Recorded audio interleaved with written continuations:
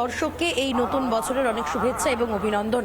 আমি এই মুহূর্তে রয়েছি কাশীপুর উদ্যান বাটিতে, যে কাশীপুর উদ্যান বাটিতে শ্রী শ্রী ঠাকুর রামকৃষ্ণ পরমহংসদেব জীবনের শেষ কয়েকটি মাস এখানে কাটিয়েছিলেন এবং 1886 সালের 1 জানুয়ারি তিনি কিন্তু কল্পতরু হয়েছিলেন। তুমি এই মুহূর্তের ছবি দেখতেই পাচ্ছ, প্রচুর প্রচুর ভক্তরা তারা কিন্তু আজকে বছরের প্রথম দিনে এসেছেন নিজেদের প্রার্থনা ঠাকুরকে জানাতে।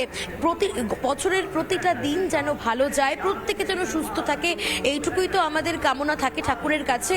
এবং সেই জায়গায় দাঁড়িয়ে আজকে বছরের প্রথম দিন 1 জানুয়ারি, যে দিনে ঠাকুর শ্রী শ্রী রামকৃষ্ণ পরমহংসদেব তিনি কল্পতরু হয়েছিলেন, সেই দিনেই কিন্তু তুমি ভক্ত সমাগমটা দেখতেই পাচ্ছ। চতুর্দিকে লাইন, একদিকে লাইনের পর লাইন ভক্তরা আসছেন পুজো দেওয়ার জন্য, অন্যদিকে এখানে গান চলছে, আমি সেটাও দেখতে পাচ্ছি।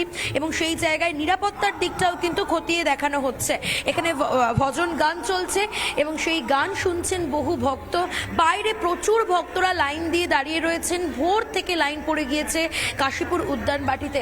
1886 সালের 1 জানুয়ারি ঠাকুর শ্রী রামকৃষ্ণ পরমহংসদেব কল্পতরু হন এবং তিনি কল্পতরু হওয়ার আগে তিনি যখন রোগশয্যায় ছিলেন তিনি বলেছিলেন যে আমার আশীর্বাদ তোমাদের সবার, আশীর্বাদ করি তোমাদের সবার চৈতন্য হোক।